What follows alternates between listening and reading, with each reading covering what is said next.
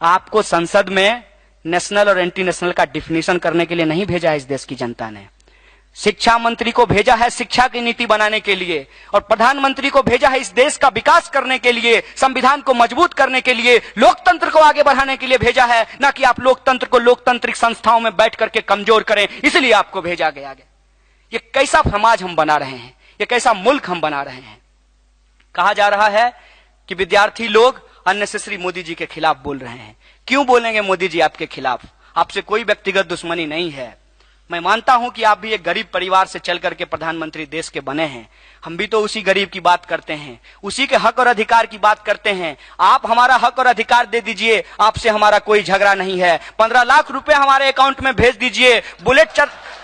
Bullet train चला करके उसके डब्बों में इस देश के अंदर जो गरीबी रेखा से नीचे रहने वाले हैं लोग हैं, उनके लिए सीट रिजर्व कर दीजिए। आपसे हमारा कोई झगड़ा नहीं है। इस देश के अंदर आप सरकारी अस्पतालों को बंद करके निजी अस्पतालों को खोल रहे हैं, वहां हमारे घर परिवार वाले भी अपना इलाज करा पाएं, ऐसा व्यवस्था कर दीजिए। आपसे हमारा कोई झगड़ा नहीं है। और हम बेरोजगारों को आप रोजगार दे दीजिए, हमारी योग्यता के हिसाब से, अपनी योग्यता से हम रोजगार मांग रहे हैं। लेकिन जाकर के देख लीजिए, मुंबई के अंदर कामगारों से मैंने बातचीत की, अगर कोई दलित है पीएचडी कर करके भी उसको स्वीपर का काम मिल रहा है। ये कौन सी व्यवस्था आपने बना करके रखा है? अगर किसी इंसान ने पीएचडी की है तो उसे किसी आप नीति बनाने वाली संस्था में नौकरी दीजिए, किसी विश्वविद्यालय में नौकरी दीजिए, आप उसको स्वीपर का काम दे रहे हैं। और ये बात कोई हवा में नहीं है, तमाम डेटा को आप उठा करके देख लीजिए। जिसकी जितनी योग्यता है उसको उस हिसाब से रोजगार दे दीजिए। अगर रोजगार नहीं दे पाते तो अपने रेफरी से ही सीख लीजिए, अपने मालिक से ही सीख लीजिए। अमेरिका और यूरोप के अंदर जो बेरोजगार लोग हैं, सरकार का काम है उनको रोजगार देना। अगर सरकार रोजगार नहीं दे पाती है तो एक एक बेरोजगारों को बेरोजगारी भत्ता देती है। और आपको सुनकर के आश्चर्य होगा, हमारे पुलिसकर्मी लोग यहां खड़ा हैं, आपको जितना वेतन मिलता है उतना बेरोजगारी भत्ता मिलता है अमेरिका के अंदर बेरोजगारों को। आप कहते हैं कि हम दुनिया का सबसे ताकतवर मुल्क भारत को बनाएंगे। कौन कहता है कि नहीं बनाइए? बनाइए, लेकिन कैसे बनाएंगे? कैसे समाज की परिकल्पना आप करते हैं? आप ऊंच नीच की परिकल्पना अगर समाज में करते हैं तो मान लीजिए कि आपका शरीर देश है और आपका नाक अगर सिर्फ लंबा हो जाए तो आप संतुलित विकास नहीं कर रहे हैं। इस देश के अंदर आप घूम घूम करके देखिए, एक तरफ लोग 5-5 लीटर अपने वॉशरूम में पानी बहा देते हैं फ्लश करके, और दूसरी तरफ 5 लीटर पानी लेने के लिए लोग 20 किलोमीटर चलते हैं। ये इस देश की सच्चाई है।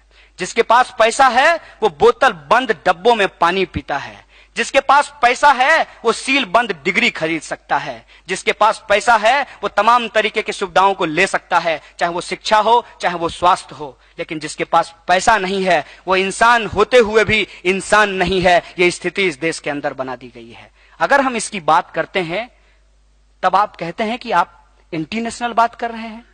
अगर देश के लोगों के हक और अधिकार की बात करना एंटी नेशनल है तो आप कौन सा नेशन बनाना चाहते हैं? इसका मतलब यह है कि एक आप ऐसा नेशन बनाने की कल्पना रखते हैं जिसमें लोगों के लिए कोई जगह नहीं होगी। इसीलिए आज शिक्षा को बेचा जा रहा है। और शिक्षा अगर बिकेगी तो क्या होगा? आप सब में से बहुत सारे लोग मोबाइल इस्तेमाल करते हैं।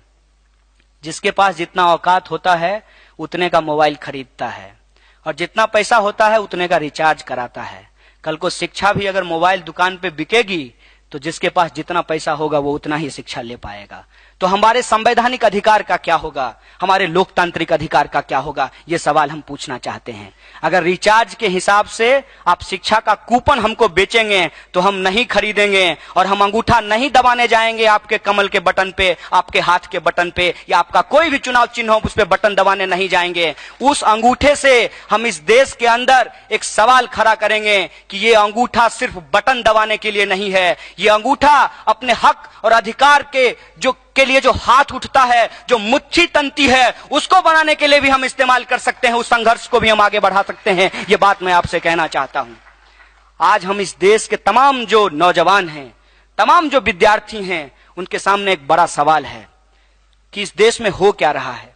इस देश के जो लोग हैं उनकी स्थिति क्या है। आप तमाम इलाकों में घूमिए, 25% मुल्क का भूभाग सूखे से ग्रसित है। खाने की बात छोड़ दीजिए, पीने तक को पानी नहीं मिलता है।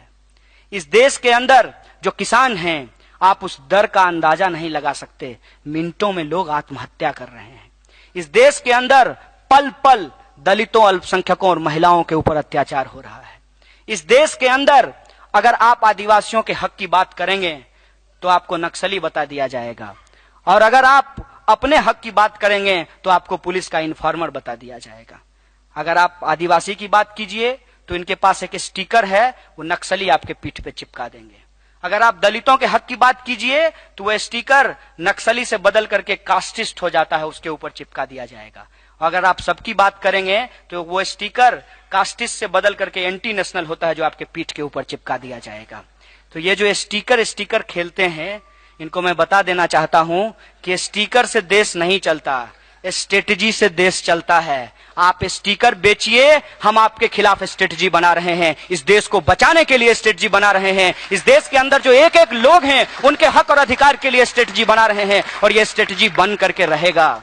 और उसका एक उदाहरण यह है कि आपने तमाम कोशिश की, आपने तमाम तरीके का जो प्रोपेगेंडा है इस देश में फैलाया, लेकिन सच सामने आया और लोग जान गए कि अब की बार फोटोशॉप की सरकार हमने बनाई है।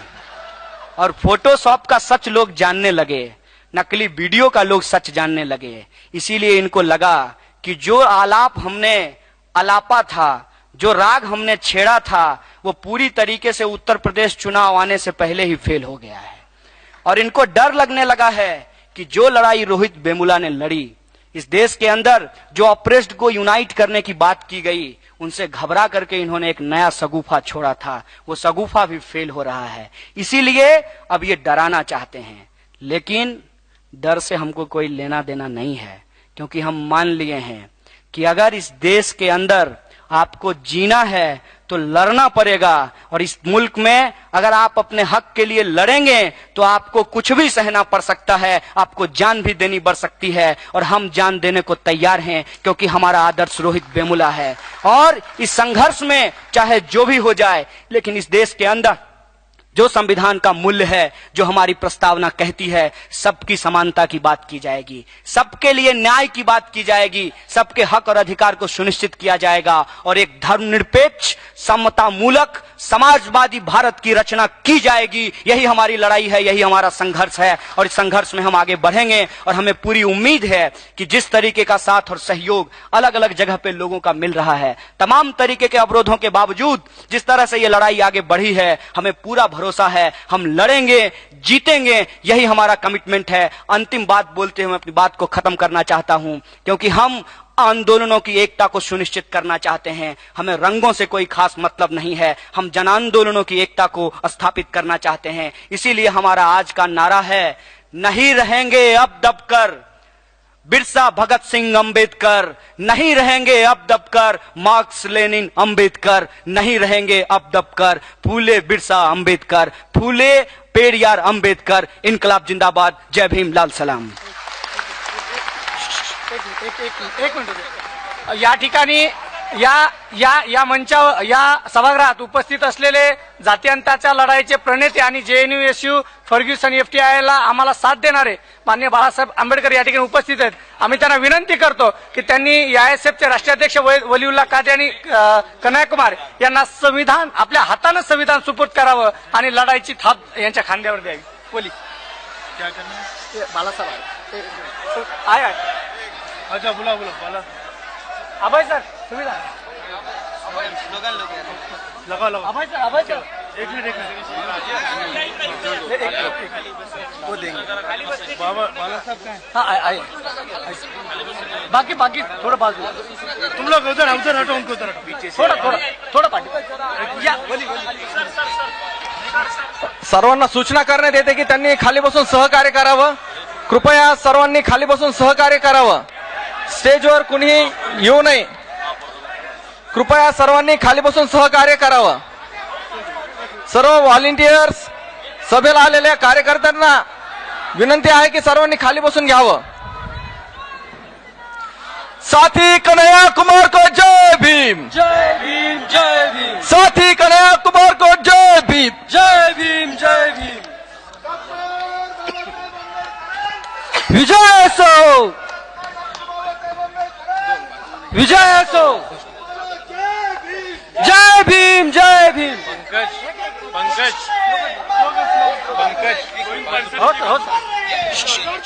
साथियों, एक गुजारिश है कि पुणे के लोगों ने पूरे देश के अंदर एक संघर्ष छेड़ा है और वो संघर्ष एफटीआईआई से शुरू हुआ, वो संघर्ष फर्गुसन और रनादे तक पहुंचा है। इसलिए यहाँ एक बार आजादी का स्लोगन होना चाहिए। इसीलिए आप कहिए, तो हम क्या चाहते?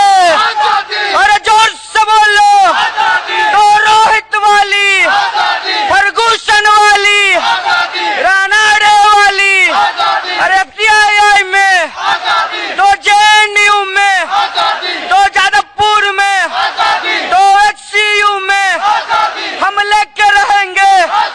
तुम कुछ भी कर लो, है हक हमारी, है जान से प्यारी, है प्यारी प्यारी, तो फूले वाली, अंबेडकर वाली, तो भगत सिंह की हम लेके रहेंगे। है हक हमारी, है जान से प्यारी, सुनसान सड़क पे, अरे आधी रात को, तो हाँ कहने की, तो ना कहने की, शिक्षा पाने की, तो रोजगार की हम लेकर रहेंगे। तो ब्राह्मणवाद से, तो पूंजीवाद से, तो मनुवाद से, तो जोर से बोलो, अरे मिलकर बोलो, तो आगे से बोलो, तो पीछे से बोलो, तो भाई बोलो, तो बहने बोलो, किसान भी बोलो, मजदूर भी बोलो, तो दलित भी बोलो, पिछड़ों भी बोलो, हम लेकर रहेंगे, हम सब मिलकर लेंगे। अरे सभी मानव की, तो रोहित एक्ट को लागू करो, लागू करो, लागू करो, अरे रोहित एक्ट को लागू करो, लागू करो, लागू करो। अरे नहीं रहेंगे अब दबकर, बिरसा फूले अंबेडकर, अरे नहीं रहेंगे अब दबकर, बिरसा फूले अंबेडकर, अरे नीली टोपी ऊंचा सर, बिरसा फूले अंबेडकर, अरे नीली टोपी ऊंचा सर, बिरसा फूले अंबेडकर, अरे लाल सितारा ऊंचा सर, बिरसा फूले अंबेडकर, अरे नहीं रहेंगे